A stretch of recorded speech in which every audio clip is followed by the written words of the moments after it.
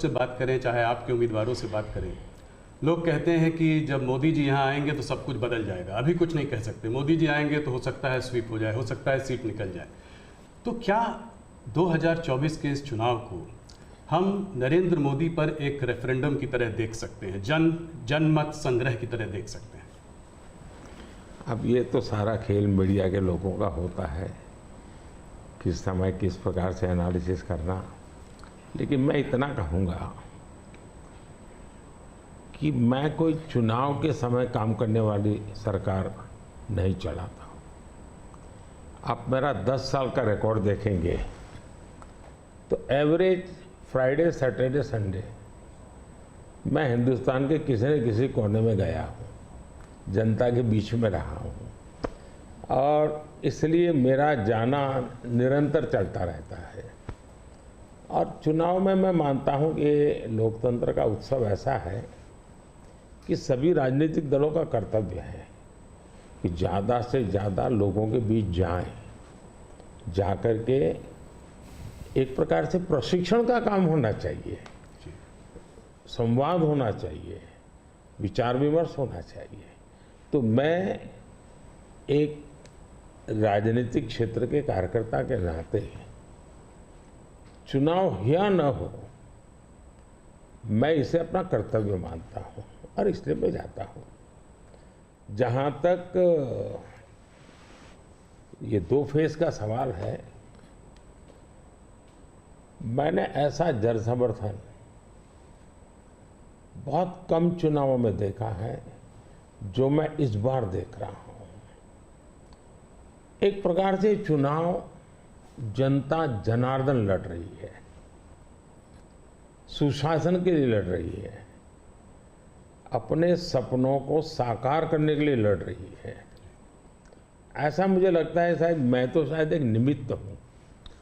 इस बार मेरा जरा ज़्यादा उत्साह है लोगों के बीच जाने का, और पहले के तुलना में शायद मैं ज़्यादा बार जाना भी चाहता हूँ, इसलिए कि जो जनता जनार्दन इतने उमंग और उत्साह के साथ इतनी बड़ी जिम्मेदारी उठा ली हो, तो उस जनता जनार्दन को जाकर के उनको प्रणाम करना, नमन करना, उनका आशीर्वाद लेना, ये मुझे अपना कर्तव्य लगता है। और मैं देखता था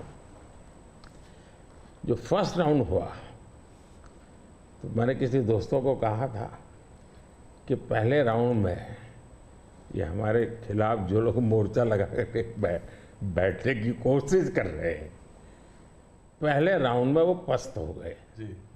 और कल मैंने देखा दूसरे राउंड में ये ध्वस्त हो चुके हैं।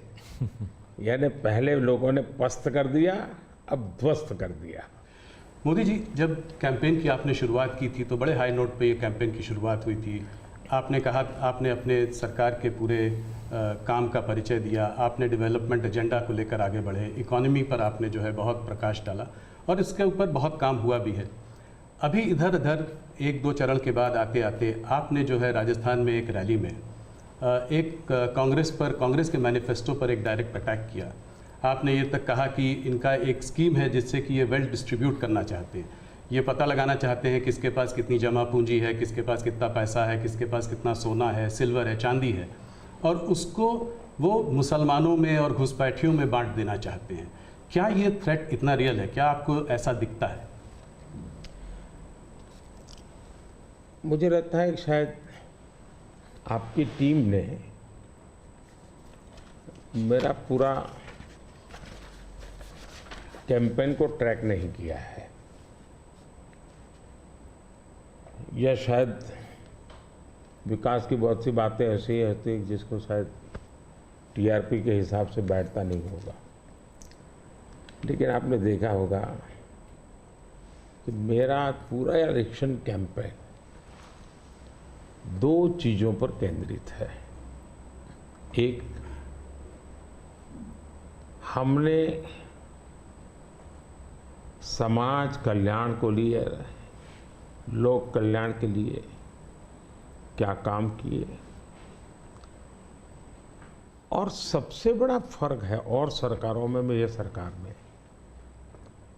वो ये है कि लास्ट माइल डिलीवरी ये हमारी विशेषता है।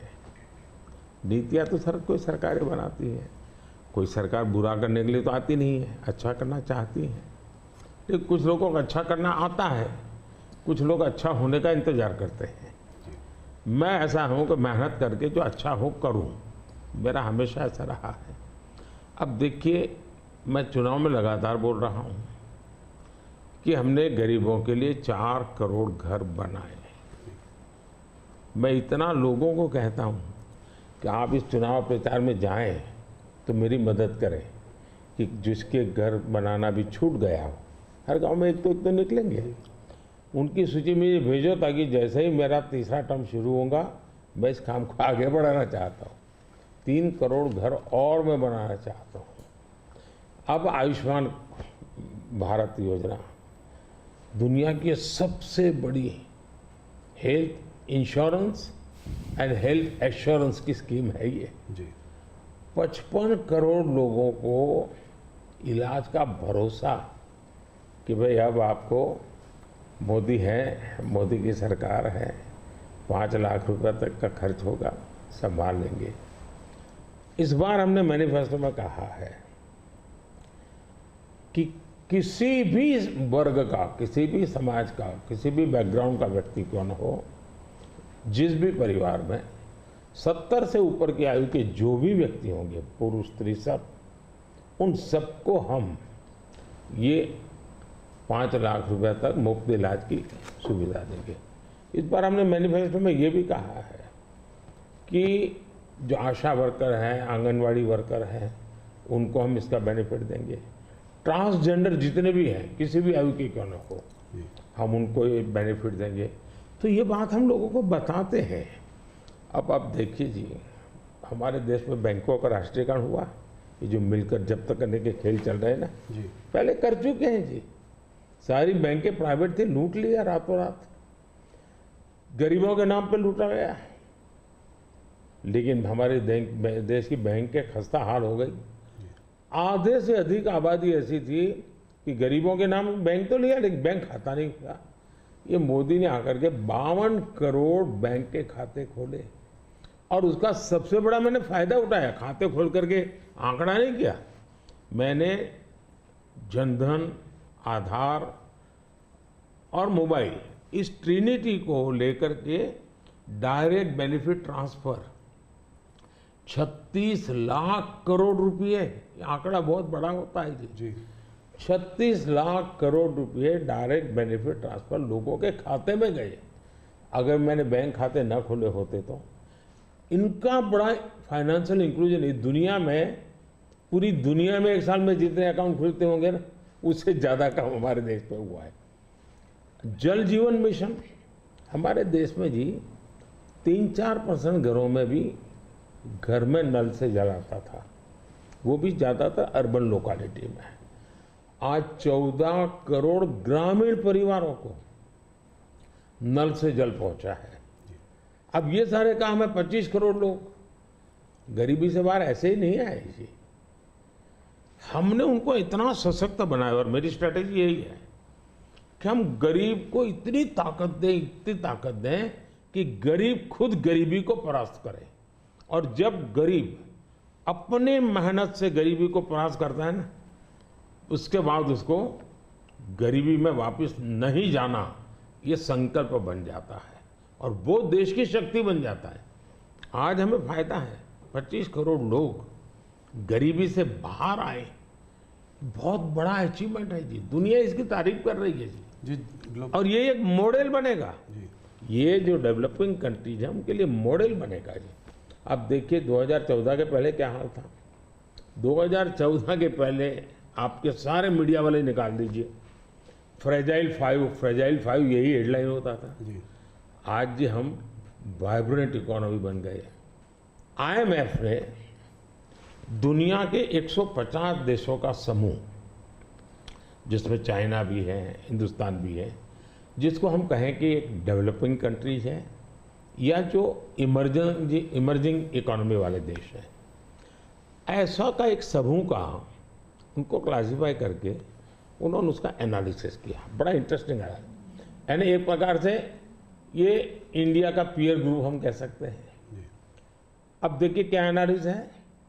1998 इंडिया पर कैपिटा जीडीपी इस पीयर ग्रुप से 30% के आसपास थी, यानी पूरा ये 150 देशों का देश है।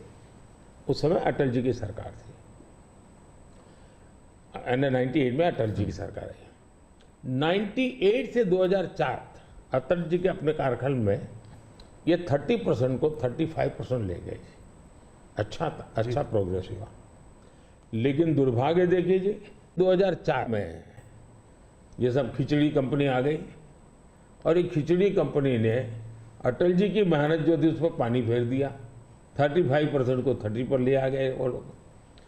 यानी इन सारी कंट्रीज ने भारत से ज्यादा अच्छा परफॉर्म किया और हमने बुरा किया। यूपीए की सरकार में भारत डेवलपिंग वर्ल्ड की अपेक्षा और गरीब हो गया। हमसे गरीब थे वो भी हमसे आगे निकल गए। लेकिन 2014 में हमारे सरकार बनने के बाद 2019 तक में आपको खुशी होगी, हम 30 पर से 37 पे पहुंचा दिया और 24 तक मैं जब पहुंचा हूं ये मामला 42% पहुंच गया है। यानी 30 छोड़ा था, हम 42 ले और ये हाईएस्ट है जी। यानी हमारी इनकम दुनिया के और देशों की अपेक्षा बहुत तेजी से बढ़ी है। अगर आप 10 साल के कालखंड में इन्फ्लेशन को भी ले, जो महंगाई की इतनी चर्चा करते हैं ना, तो ये 10 साल सबसे कम इन्फ्लेशन वाला कालखंड रहा है। ये मैं इतना सारा जो कहता हूं और हकीकत के आधार पर कहता हूं, कठोर परिश्रम करने के बाद अचीव किया है जी। पूरी सरकार को मोबिलाइज किया है और लक्ष्य को पार करने के लिए जी जान से जुड़ गए हैं। उसके बावजूद भी मोदी क्या कहता है? मोदी तो कहता है भाई ये तो ट्रेलर है, मुझे तो और आगे जाना है और नई नई आकांक्षाएं और मैं बहुत तेजी से बढ़ना चाहता हूं देश को लेकर के। और कांग्रेस का जहां तक मैनिफेस्टो है, कोई मुझे बताए क्या चुनाव के अंदर पॉलिटिकल पार्टियों के मैनिफेस्टो ये कोई शोपीस के लिए होते हैं क्या? सचमुच में तो मीडिया का काम है कि हर एक पॉलिटिकल पार्टी के मैनिफेस्टो की बारीकी से जांच पड़ताल करे।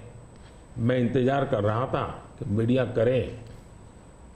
पहले दिन मैंने एक कमेंट तो कर दिया था जी। मैं कोई आज कर नहीं रहा जी। कि भाई मुझे मैनिफेस्टो देख करके लगता है कि इस पर पूरी तरह मुस्लिम लीग की छाप है।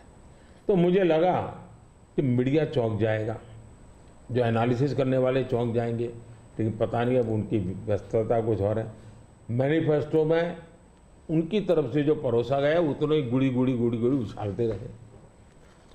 फिर मुझे लगता भी ये तो इकोसिस्टम का बड़ा मिलीबग लगता है। अब मुझे सच्चाई लेकर जाना पड़ेगा।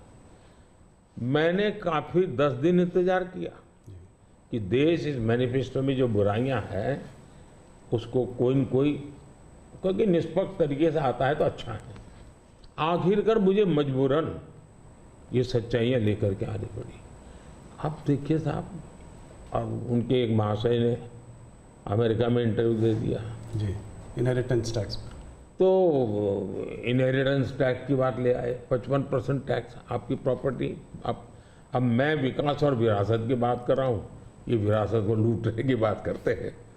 तो मैं और वेल्थ रिडिस्ट्रीब्यूशन की बात करते हैं और उनके आज तक का इतिहास है, वो करेंगे क्या? तो फिर मेरी जिम्मेवारी, मेरी रिस्पॉन्सिबिलिटी है कि मैं देशवासियों को बताऊं कि भाई ये इस दिशा में ले जा रहे हैं। अब आप तय कीजिए, जाना न जाना जनता जनार्दन का हक है, लेकिन मेरा दायित्व बनता है कि तथ्य के आधार पर, तर्क के आधार पर, उनकी हकीकतों के आधार पर मुझे बताना चाहिए। वो मैं बता रहा हूँ।